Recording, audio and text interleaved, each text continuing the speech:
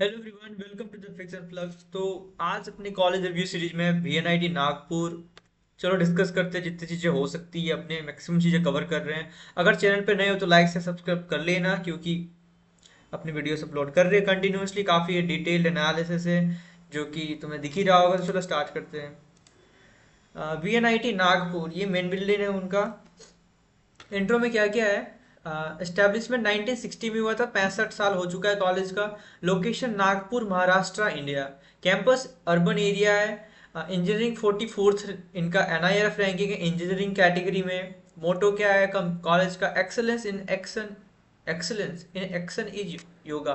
मैंने वेबसाइट से उठाया है, जो मेरे को दिखा मैंने डाल दिया। बाकी ये मोटो वगैरह देख लेना अगर तुमको वीएनआईटी नागपुर मिल रहा है, जिस भी कॉलेज मिल रहा है मोटो वगैरह याद रखना, क्योंकि इन कॉलेज में मतलब कॉलेज में जाने के बाद कभी काम आ जाता है, कोई पूछता है तो। लोकेशन क्या है कॉलेज का? लोकेशन में अपने देखने वाले Neeraj police station, railway station, airport. जिसमें पुलिस स्टेशन में है नागपुर पुलिस स्टेशन 3.1 किलोमीटर है कैंपस से। सी बात क्या है, पुलिस स्टेशन सीताबर्डी, नागपुर शहर। जो नियरेस्ट रेलवे स्टेशन है वो है Ajni junction railway station, 4.4 kilometre है। Then doctor B R Ambedkar international airport NAG, 6.7 kilometre है कैंपस से। ये रहा वीएनआईटी नागपुर, ये कैंपस रहा वीएनआईटी नागपुर का। और ये रहा रेलवे क्रॉसिंग, मेरे को कहाँ दिख रहा है, ये रहा एयरपोर्ट नीचे वीएनआईटी नागपुर के 6.7 किलोमीटर में। और 4 किलोमीटर में है अगर वीएनआईटी नागपुर से तो रेलवे स्टेशन में भी ये है, वो सामने ही है, तुम वेबसाइट पे चेक कर लेना, या फिर तो मैंने बता दिया बेसिक डिटेल्स। देन अपने बात करते हैं कटअप्स। कटअप में सबसे पहले चेक करने वाले जोसा में कंप्यूटर साइंस ऑल इंडिया 2025 का राउंड 6 का opening and closing rank.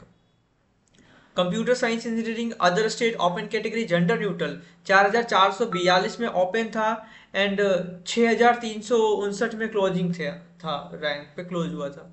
Female open category में से 6943 ओपनिंग कैटेगरी ओपनिंग रैंक था, और क्लोजिंग 11732 क्लोजिंग रैंक था।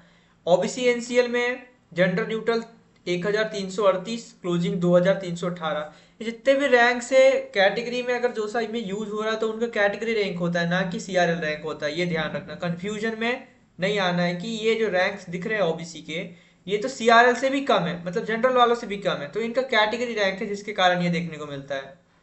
देन ओबीसी एनसीएल में फीमेल वालों के लिए 3985 ओपनिंग और 4522 क्लोजिंग रैंक था। ईडब्ल्यूएस वालों का जनरल न्यूट्रल ओपनिंग 7,757 ओपन था, 779 क्लोजिंग रैंक था। फीमेल वालों के लिए 1541 ओपनिंग, मतलब एक ही वैकेंट सीट था।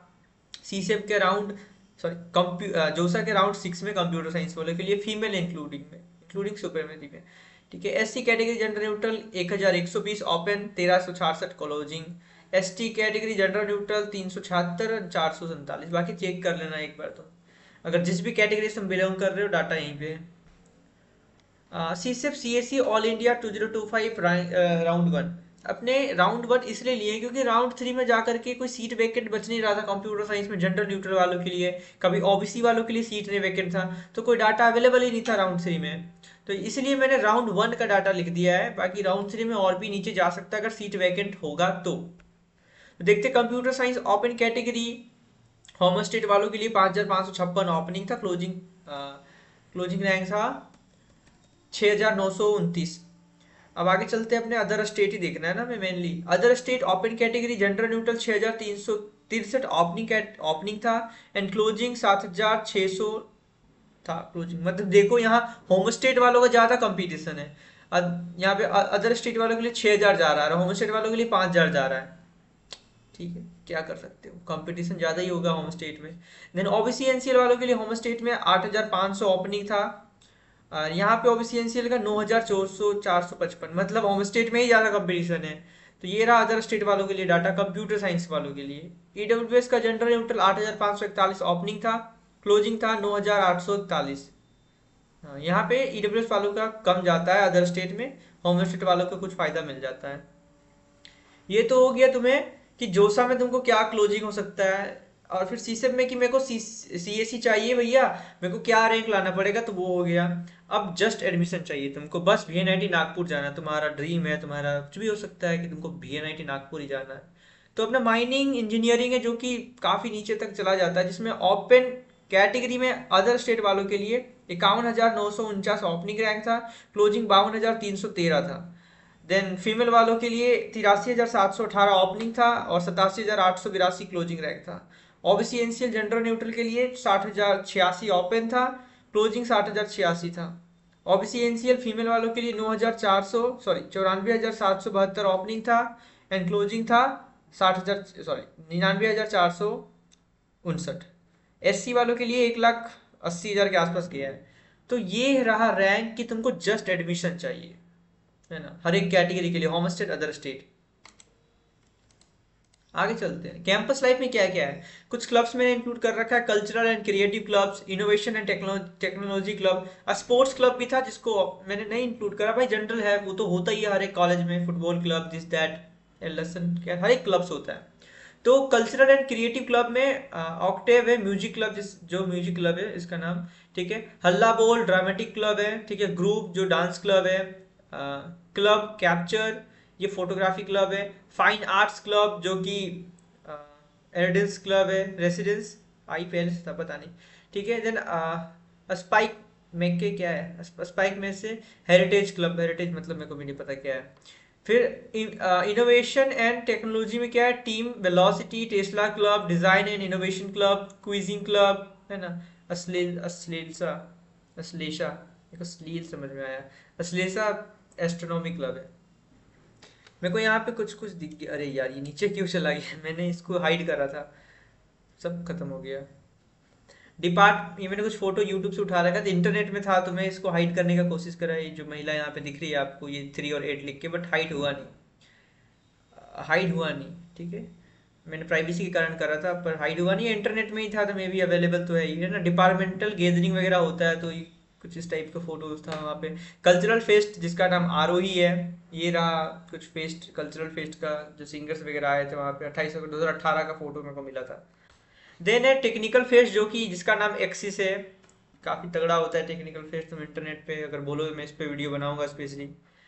देन चलते हैं फीस स्ट्रक्चर क्या है। सिमिलरली भाई जो अदर एनआईटीज का है, ट्यूशन फी 62,500, नेट 83,225 रुपये तुम्हारा तुम्हारा इंस्टीट्यूशन फी लगता है, एंड हॉस्टल फी मेस फी का जो नेट तुम्हारा एक सेमेस्टर का 32,650, तो on an average 80 plus 83,500 85 85 3 1,15,000, 83 plus 32 32 30 30 30, अरे यार 83, हाँ जो भी है वही आसपास आएगा। तो अगर तुम्हारा 83 प्लस 32, 1,15,000 16,000 16,000 1,16,000 मान लो, एक सेमेस्टर का फी बनता है नेट, ठीक है, 1,16,000, तो उधर से तुम्हारा 8 लाख हो गया, 16 16 8 पता नहीं कितना होता है। तो तुम्हारा net fee on an average 9 साढ़े 9 लाख के आसपास तुम्हारा इंस्टीट्यूशन फी नेट बैठता है, इंक्लूडेड एवरीथिंग। अब अपने फी स्ट्रक्चर पे बात कर लिए, अब देखते हैं स्कॉलरशिप क्या क्या अवेलेबल है। तो सबसे पहले अपने एनएसपी डिस्कस करते हैं, एनएसपी बाद में बताते हैं, पहले ट्यूशन फी वेवियर देख लेते हैं। 100% tuition fee waiver for the category student, जिसमें ST ST SC और PWD वालों के लिए होता है।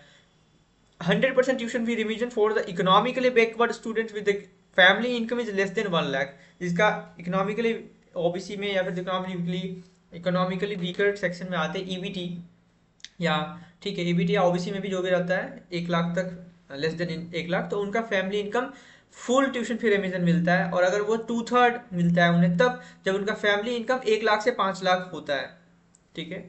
देन अपने बात करते हैं नेशनल लेवल स्कॉलरशिप, जो कि central sector scheme for scholarship for the college and the university students. ये तुम शिद्दत से पढ़ना अगर तुम्हें हर एक स्कॉलरशिप जानना है। अगर तुमको इसमें से कोई भी स्कॉलरशिप के बारे में इन डेप्थ डिटेल जानना है तो तुम कमेंट सेक्शन में लिख सकते हैं, हम उस पर वीडियो बना देंगे। बाकी एनएसपी में हम वीडियो बना रहे हैं इसलिए हम इसको एक बार अच्छे से थोड़ा सा एक्सप्लेन कर देते हैं। एनएसपी में मेनली मैंने इसके बारे में सब कुछ रिसर्च कर रखा है इसलिए मैं बता रहा हूँ। इसमें जितना भी तुम्हारा कॉलेज फी में नॉन रिफंडेबल फी लगता है, जिसमें से तुम्हारा कॉजन मनी वो रिफंडेबल होता है जब तुम कॉलेज छोड़ते हो, तो उसके अलावा जो भी ट्यूशन फी मेस फी हॉस्टल फी जो वो नॉन रिफंडेबल है वो तुमको एनएसपी से कवर हो जाता है, और लैपटॉप फी भी तुमको फर्स्ट ईयर में मिलता है।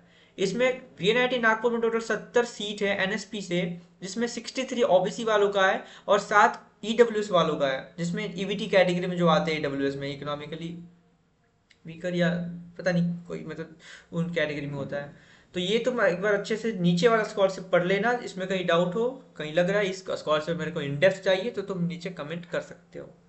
जैसे महाराष्ट्र स्टेट वालों के लिए इधर government of India post matric scholarship this that, ठीक। अदर स्टेट में भेल है, अदर स्टेट प्राइवेट स्कॉलरशिप भेल, बीएसएनएल, ठीक है, इंस्पायर। प्लेसमेंट का क्या सीन है भैया? प्लेसमेंट में केमिकल में 69% है प्लेसमेंट परसेंटेज, सिविल में 64, कंप्यूटर साइंस इंजीनियरिंग में 84, इलेक्ट्रिकल एंड इलेक्ट्रॉनिक्स में 76, इलेक्ट्रॉनिक्स एंड कम्युनिकेशन में 76, ना ना 71, मैकेनिकल में 90%, बहुत बड़ी बात है, मैकेनिकल इंजीनियरिंग में 90% अभी के टाइम पे दिख रहा है, मेटलर्जी में 77%, माइनिंग में 63.8%, अप्रोक्सीमेटली 64% प्लेसमेंट परसेंटेज है। मैक्सिमम सीटीसी कितने जाता है? केमिकल 31 है, सिविल 18 है, कंप्यूटर साइंस 64 है, electrical electronics 31, electronics communication 64, mechanical 31, metallurgy का 31 एलपीए तुमको दिख रहा है मैक्सिमम सीटीसी। अगर ये कोर में होगा ना फिर तो बहुत ही बेटर है, मे बी कोर में नहीं होगा 31 एलपीए, कोई कंपनी 31 फ्रेशर्स को नहीं देती है आई गेस। ये टेक्निकल में ही गए होंगे जो भी इस मेटलर्जी से ये 31 एलपीए जिसको मिला है मैक्सिमम सीटीसी। देन माइनिंग में 14 एलपीए। देन अपने बात करते हैं मीडियन क्या है। केमिकल का 10 एलपीए, सिविल का 6.5, कंप्यूटर 12 एलपीए, इलेक्ट्रॉनिक्स कम्युनिकेशन ना electronics engineering electrical 10 LPA, ECE का 11, अप्रोक्सीमेटली 11.5, मैकेनिकल का 9 एलपीए, मेटलर्जी का 7.5, माइनिंग का 8 एलपीए। तो ये रहा मीडियन। पीछे मैंने मैक्स डिस्कस करा, प्लेसमेंट परसेंटेज सब बढ़िया है भाई, स्कॉलरशिप भी तो मिल ही रहा है, फी तो जो हर एक एनआईटीज का अप्रोक्सीमेटली यही है। फेस्ट क्या क्या है, departmental gathering, campus live, cut offs क्या क्या है, हर एक कट ऑफ जब जस्ट एडमिशन चाहिए मेरे को सीएससी में चाहिए, मेरे को सीएससी जनरल रेगुलर राउंड से जाना है, लोकेशन का क्या सीन है एंड इंट्रो। तो आई गेस मैंने सब कुछ कवर कर रखा है वीएनआईटी नागपुर में। फिर भी अगर तुम्हें लग रहा है कुछ छोड़ दिया है मैंने तो कमेंट सेक्शन खुला है, और अगर चैनल पर नए हो तो लाइक से सब्सक्राइब कर लेना। तब तक के लिए ओके बाय, धन्यवाद।